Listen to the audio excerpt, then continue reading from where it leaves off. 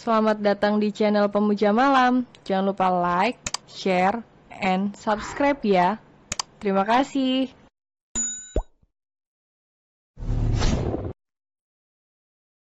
Episode 4. Seperti ini rasanya menjadi ibu muda.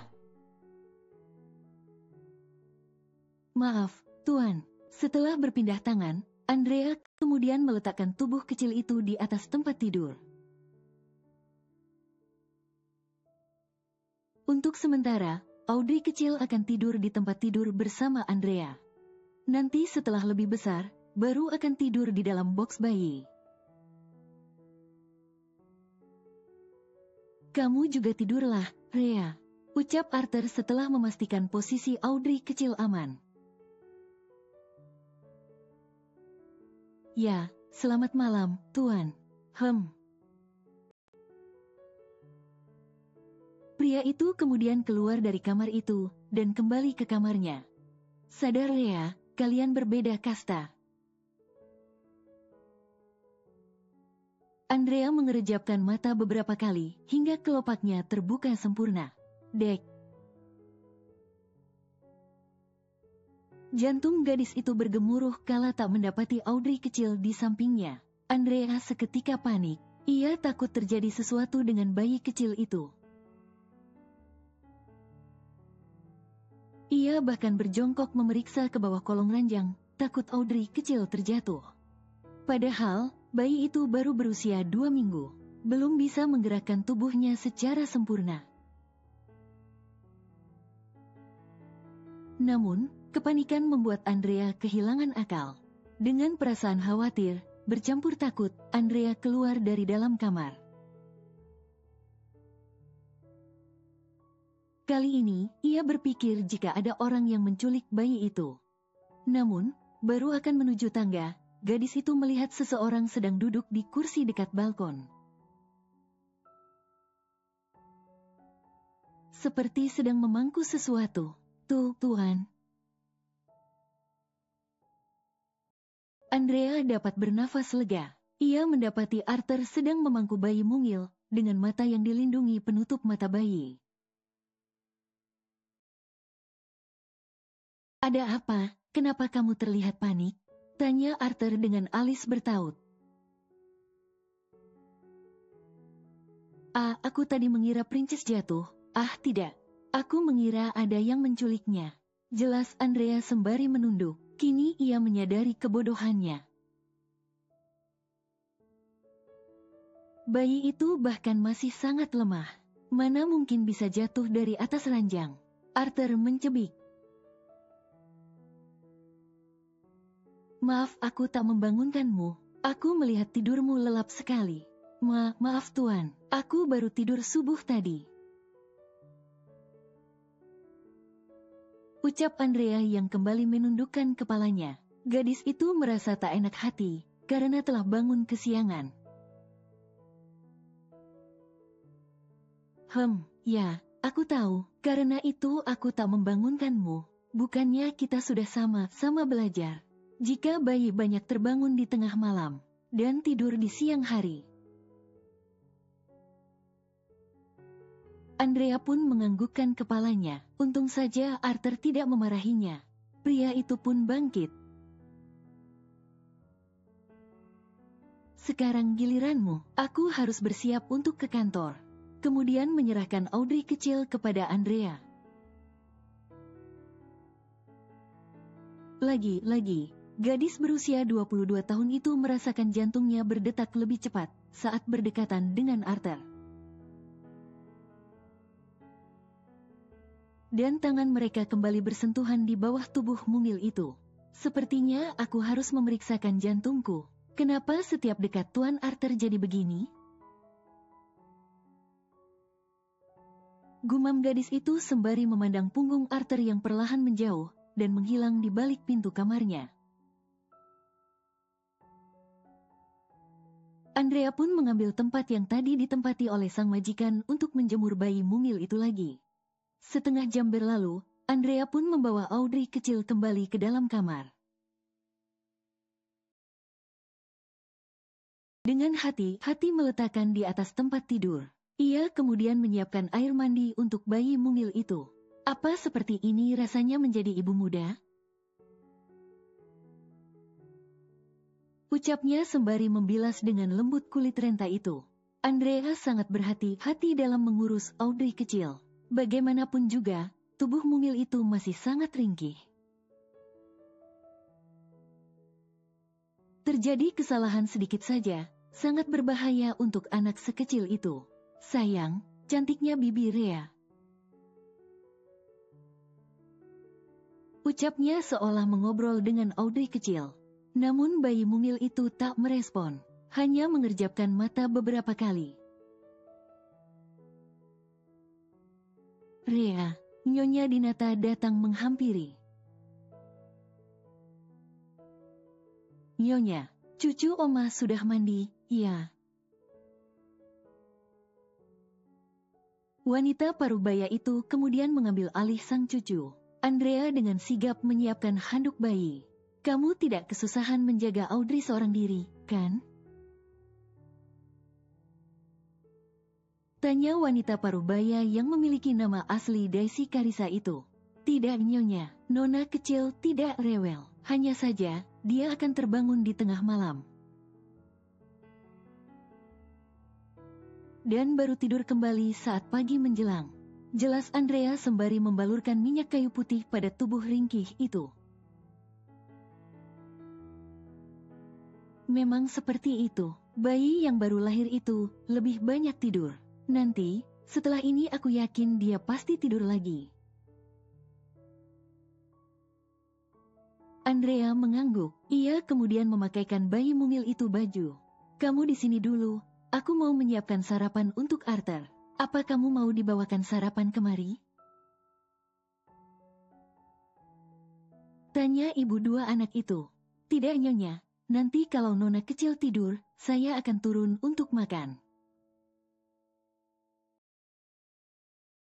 Jawab Andrea dengan tersenyum. Ia tak merasa tak enak jika harus dibawakan sarapan. Ya sudah, aku turun dulu. Setelah kepergian Nyonya Dinata, Andrea kembali memangku Audrey kecil. Ditatapnya lekat-lekat bayi itu. Rasa iba kembali menyelimuti hati Andrea. Membayangkan bagaimana nanti menjelaskan pada Audrey, jika dia tidak memiliki orang tua. Kamu yang sabar ya, sayang. Kamu tidak sendiri. Ada bibi yang akan selalu menemanimu. Dikecupnya sekilas kening bayi mungil itu. Andrea tak berani menempelkan bibirnya, karena kulit bayi sangat rentan. Takut ia menularkan kuman pada Audrey kecil. Arthur menuruni tangga di dalam rumahnya, sudah dengan penampilan rapi dan siap untuk ke kantor. Pria itu selalu terlihat berwibawa dengan setelan apapun yang ia gunakan. Perpaduan darah Inggris dan pribumi, membuatnya terlahir menjadi pria tampan dan mempesona. Tinggi tubuh yang hampir mencapai 2 meter, membuat penampilannya semakin sempurna. Banyak kaum hawa yang mengagumi, bahkan ada yang terang-terangan menyatakan cinta padanya. Namun, pria kepala 3 itu tak pernah menanggapi. Hingga saat ini, di hatinya masih tertulis satu nama, cinta pertama sejak masa SMA, Selin Atmajaya. Art, bagaimana jika kita mencari pengasuh untuk Audrey? Tanya sang mama sembari mengisi piring sang putra dengan satu centong nasi goreng. Alis Arthur bertaut. Ucapan sang mama ia anggap sebagai pertanyaan, bukan sebuah usulan. Sudah ada Andrea, Ma. Untuk apa mencari pengasuh lagi? Pria itu berbalik melontarkan pertanyaan. Tangannya terulur meraih piring yang dipegang sang mama. Mama Daisy menghela nafas pelan. Ia menyuap sesendok nasi goreng ke dalam mulutnya. Memang ada Andrea, tetapi tugas dia bukan menjadi pengasuh. Kamu ingatkan, apa janjimu pada mendiang Audrey? ucap Mama Daisy memicingkan mata. Arthur membuang nafasnya kasar. Baru 2 suap nasi goreng masuk ke dalam perutnya, namun kini sudah terasa kenyang. Aku tidak lupa, Ma, ucap pria itu yang kemudian meminum air dari dalam gelas kaca. Baguslah kalau kamu ingat, lalu kapan kamu akan merealisasikannya? Pertanyaan sang mama benar-benar membuat selera makan Arthur menghilang. Adiknya baru 2 minggu meninggal, suasana pun masih berduka. Sang mama justru membahas tentang pernikahan. Tanah kubur Audrey masih basah, Ma. Mama tahu, lagi pula, kamu menikah karena permintaan adikmu. Kan, lebih cepat lebih baik, Art. Ingat, Audrey kecil butuh orang tua lengkap. Dia harus memiliki identitas yang jelas. Aku tahu, Ma, beri aku waktu. Sampai kapan? Sampai bayi itu bisa berjalan? Arthur mendorong piringnya menjauh. Tanda ia sudah selesai dengan sarapannya. Biarkan aku dan Andrea saling mengenal dulu, Ma. Aku tidak ingin ada penyesalan di kemudian hari. Pria itu bangkit. Ia kemudian meraih tangan sang mama untuk diciumnya. Bukan karena kamu masih mengharapkan janda 1 anak itu, kan? Ma, Arthur mengeram, namun ia tidak ingin bertengkar dengan sang mama. Aku berangkat. Ia begitu saja meninggalkan sang mama di meja makan. Mama Daisy menatap punggung sang putra yang semakin menjauh. Mau sampai kapan lagi kamu melajang, Art, hanya karena menunggu dia yang tidak pernah mencintaimu? Andrea menatap nanar tubuh pria yang baru saja keluar melewati pintu utama. Gadis itu berdiri, bersembunyi di balik pilar, di dekat ruang makan. Hendak ke dapur untuk mengambil air minum. Langkah gadis itu terhenti kala mendengar para majikannya membahas tentang pengasuh untuk Audrey kecil. Andrea tanpa sengaja mendengar semuanya, apalagi yang diucapkan Nyonya Dinata. Gadis itu hanya mampu menghela nafas. Dan tidak ingin berharap banyak. Jikapun Arthur tidak akan menikahinya, karena telah memiliki kekasih, Andrea tak peduli. Yang terpenting, ia masih diizinkan untuk merawat Audrey kecil. Hati kecil Andrea selalu mengingatkan, untuk tidak terlalu berharap pada janji yang Arthur ucapkan. Apalagi, Audrey sudah meninggal.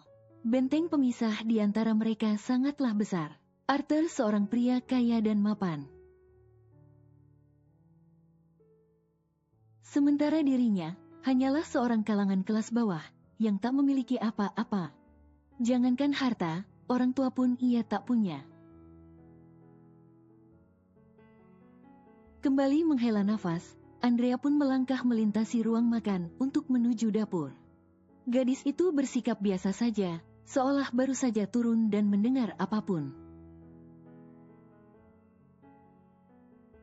Apa Audrey sudah tidur? Tanya Mama Daisy padanya. Sudah Nyonya, kalau begitu, kemarilah, kamu sarapan dulu. Wanita parubaya itu mengambil sebuah piring keramik berbentuk oval, kemudian mengisinya dengan nasi goreng. Tidak, Nyonya, aku biar sarapan di dapur saja bersama yang lain. Tolak Andrea saat wanita parubaya itu menyodorkan piring nasi goreng kepadanya. Tidak, mulai hari ini, kamu sarapan, makan siang, makan malam di meja ini bersamaku. Kepala Andrea mengeleng kencang. Ia merasa tidak enak hati. Bagaimanapun juga, ia hanya sebatas pengasuh untuk Audrey. Tapi, Nyonya, tidak ada tapi. Kamu itu calon ibunya Audrey kecil. Jadi, mulai sekarang biasakan dirimu di rumah ini. Wanita parubaya itu menarik lengan gadis itu, kemudian mengajaknya duduk bersebelahan. Ayo, makan. Andrea memindai sekitarnya. Ia merasa tak enak hati jika para pekerja yang lain melihatnya. Bagaimanapun juga, di rumah besar itu, tak hanya bibinya saja yang menjadi asisten rumah tangga. Namun masih ada 3 orang lainnya lagi. 2 orang bekerja membersihkan rumah, 1 lagi membantu bibi Andrea bekerja di dapur. Kamu tidak perlu merasa sungkan atau tidak enak hati dengan yang lain. Semua orang di rumah ini tahu, kamu calon istri Arthur. Ucap Mama Daisy yang mengerti gelagat Andrea. Mendengar ucapan sang majikan, Andrea yang bahkan belum menyantap makanannya pun tersedak. Wanita parubaya itu berbicara begitu lancar. Kamu kenapa? Minum dulu. Wanita parubaya itu menyodorkan gelas berisi air kepada Andrea. Seketika gadis itu meneguknya hingga tandas untuk menghilangkan batuknya. Mama Daisy menyunggingkan senyum. Gadis di sampingnya ini begitu polos. Ia sangat ingin menjadikan Andrea menantu. Wanita parubaya itu yakin, jika gadis berusia 22 tahun itu tidak seperti kebanyakan gadis seusianya. Ayo makan, ucap Mama Daisy sekali lagi. Ia pun kembali menikmati sarapannya. Andrea kini tengah duduk di ruang tamu lantai 2 rumah keluarga Dinata, sembari memangku Audrey. Gadis itu belum berani membawa bayi mungil itu untuk turun ke lantai 1, mengingat usianya baru 2 minggu. Andrea takut, banyak kuman dan virus yang menghinggapi tubuh renta itu. Sementara, Nyonya Dinata sedang pergi keluar untuk memantau bisnisnya. Sayangnya Bibi Rea, kenapa tidur terus sih? Gadis itu berbicara dengan tubuh mungil yang sedang terlelap di atas pangkuannya. Sepertinya kamu mirip dengan Nona Audrey. Ya, hidung dan bibirmu. Apa mata itu milik ayahmu? Kepala Andrea menggeleng cepat. Ia tidak boleh menyebut tentang pria bejat itu. Pria yang telah tega menodai Audrey dan tak bertanggung jawab. Semoga Tuhan memberikan karma kepada pria itu. Gadis itu juga merasa sakit hati melihat yang terjadi pada Audrey. Jika diberikan kesempatan bertemu pria itu, ingin sekali Andrea menghajarnya. Andrea menghela nafas pelan, tetapi, bagaimanapun juga, dia tetap ayah bayi ini. Suara langkah kaki mendekat, membuat pandangan Andrea teralihkan. Bibi. Gadis itu tersenyum kepada wanita paruh baya yang kini mendekat dengan membawa nampan di tangannya. Ini, Bibi buatkan jus dan camilan untukmu. Wanita paruh baya bernama Bibi Rosi itu, meletakkan nampan di atas meja, di hadapan Andrea. Bibi Rosi merupakan kakak dari ayah Andrea. Wanita parubaya itu sudah bekerja selama 10 tahun di rumah keluarga Dinata. Bi, kenapa repot-repot? Aku bisa mengambilnya turun nanti jika mau minum. Itu sudah menjadi tugas Bibi, nak. Kepala Andrea menggeleng. Apa Nyonya yang meminta Bibi melakukan ini? Tanyanya kemudian. Gadis itu yakin, pasti Nyonya Dinata di balik semua perlakuan istimewa para asisten rumah kepada Andrea. Tidak, tetapi wajar kan, jika Bibi memperlakukan calon Nyonya muda dengan baik? Jawab wanita paruh baya itu terkekeh. Bi, tidak ada yang seperti itu. Waktu itu, kami hanya ingin melihat Nona Audrey bahagia. Itu hanya sebuah ucapan, tak berarti apapun. Nak, yang namanya janji, meski hanya untuk menyenangkan hati orang lain, tetapi harus tetap ditepati. Ingat, janji adalah hutang, dan hutang harus dibayar. Bibi Rosi menghela nafas pelan. Tidak apa-apa kamu melakukan itu, saatnya memperbaiki kehidupanmu. Dari kecil sudah hidup susah, mungkin ini memang takdir Tuhan untuk mengangkat derajatmu. Andrea menganga mendengar ucapan sang bibi.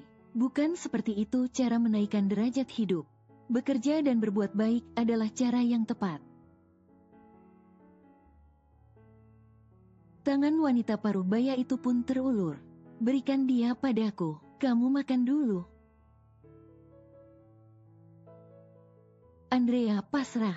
Ia pun menyerahkan Audrey kecil pada bibinya. Bi, aku kemari untuk bekerja, bukan untuk menikah. Aku baru berusia 22 tahun. Menikah muda bukan keinginanku. Kamu sudah cukup usia untuk menikah. Untuk apa bekerja keras jika kamu hanya hidup sendiri? Kamu butuh pendamping, Rhea. Selain untuk memperbaiki taraf hidup, tetapi untuk menjadi pelindung dan teman hidup. Ingat, kamu yatim piatu, siapa yang akan menjagamu ke depannya? Andrea tertunduk mendengar ucapan sang bibi. Jujur, tak pernah terlintas di benaknya untuk menikah di usia muda. Ia masih ingin menikmati hidup, bekerja dan mengejar cita-cita menjadi seorang chef. Mama Daisy sedang sibuk berkutat di meja kerjanya. Wanita berusia 55 tahun itu memiliki bisnis di bidang fashion. Ia mengelola sebuah butik yang diberi nama Da Fashion, diambil dari huruf depan namanya dan sang putri, Audrey.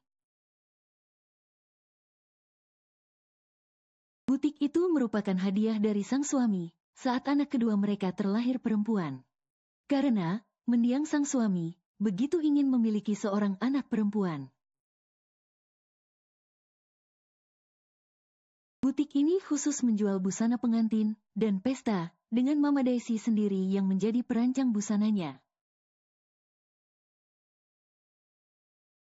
Pagi tanteku sudah sibuk sekali.